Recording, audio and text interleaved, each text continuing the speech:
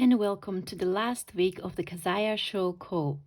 I'm so pleased for you that you got all the way through here.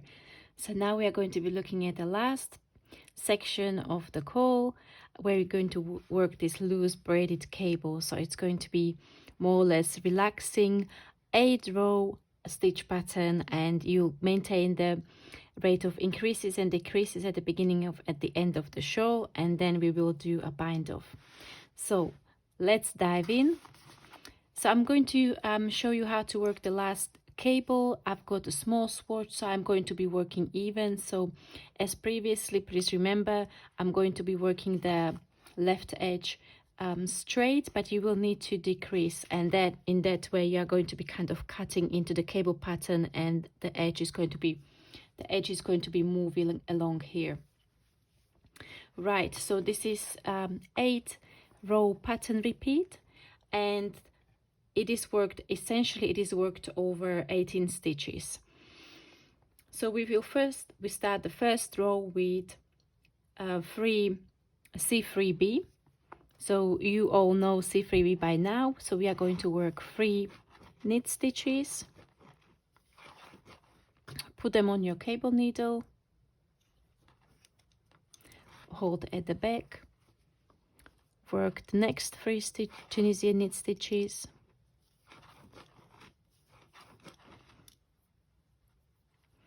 And place the stitches from the cable needle onto hook. This is followed by 3 Tunisian knit stitches. 1, 2, and 3. And then we moving on to the next cable, and this is again C3B. So 3 Tunisian knit stitches. Place them on the cable needle, hold them at the back, work 3 more Tunisian knit stitches, place them from the cable needle on your hook, and then we will finish the basic stitch pattern with 3 more Tunisian knit stitches. And this is the end of my stitch pattern repeat, so I'm going to be doing an end stitch and return pass. You will then, after the first cable row, which for you will be row 132, worked in color A, you will then work 3 rows of Tunisian knit stitch. So these are the rows between the cable rows. So this would be for you row 133, 134 and 135. Again, you maintain the increases on the right edge, so you will alternate 2 and 3 increases at the beginning of the row.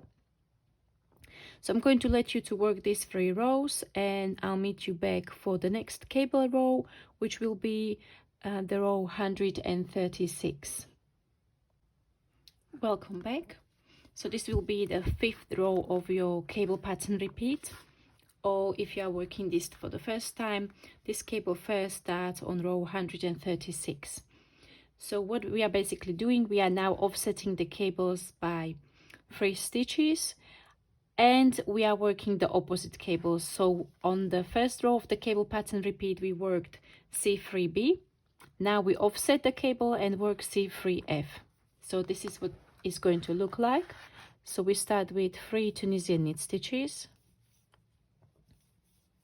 then work C3F. So you work 3 Tunisian knit stitches, place the stitches on the cable needle and hold at the front, work 3 Tunisian knit stitches and slide the stitches from the cable needle back onto hook. Then we will work 3 Tunisian knit stitches to create a space between the cables, and then C3F again. So 3 Tunisian knit stitches, place this on the hook, hold at the front, work the next 3 Tunisian knit stitches, slide the loops from the cable needle back onto hook, and that's the end of the basic stitch pattern. You will then work a return pass and work the next 3 rows even in Tunisian knit stitch, and then the next row will be back the first row of the cable pattern, repeat, and so on. So you can build this section. We are increasing the stitches, so the shawl is going to grow nicely on your right edge, and then decreasing by 1 stitch on the left edge, so that it continues to create that beautiful curve. So I'll meet you after I finish my basic stitch pattern. Repeat, I'll meet you to show you how to bind off your shawl. Welcome back for the bind off. So once you work all your rows, you will be on row 164, which is the bind off row. Once you get there, well done and congratulations, you are almost there. For this shawl, I selected the Tunisian knit stitch bind off. This bind off is worked exactly as if you were working Tunisian knit stitch. So you go in between the front and back vertical bar, yarn over, pull up a loop, and then you pull through the loop on the hook. So you are moving along the top row, and the last row is going to look beautiful because the stitch pattern is maintained all the way to the top of the pattern. So now, as you can see, it looks like that it is worked all the way to the top, but you see that the stitches are pulled forward in a way, so you can see the other side of the project, or the back side of the row as well. So the way how to fix that is you will need to block your project. So once you are finishing off your project, you weave in all your ends, you will then block, and you stretch that top edge to the top. Now there's another option which is not going to look as neat, but it is an alternative if you just can't deal with this top edge. So for example, on my shawl, you can see that it pulls slightly forward, but it is not an issue for me, and I quite actually like the way it looks. So I'm happy with the way it is. When I was blocking my shawl, I paid special attention to the top row, so I spent quite a lot of time steaming this edge. You can also work the Tunisian simple stitch bind off, which gives you slightly better result in terms of the curling. There is still a slight curl. However, this will not look as if you were working the Tunisian knit stitch all the way to the last row. So I'm going to show you what I mean. Tunisian simple stitch is worked under the front vertical bar, yarn over and pull up a loop, and you go into the next, yarn over, pull up a loop, and pull through the loops on the hook.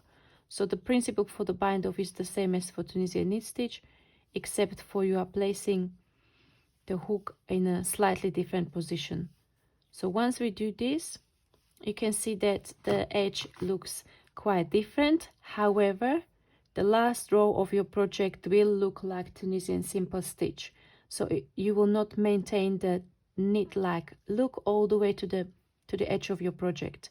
So if this is not an issue for you and you prefer this in comparison to the aggressive blocking of the top edge, you can use this bind off, and it might work for you.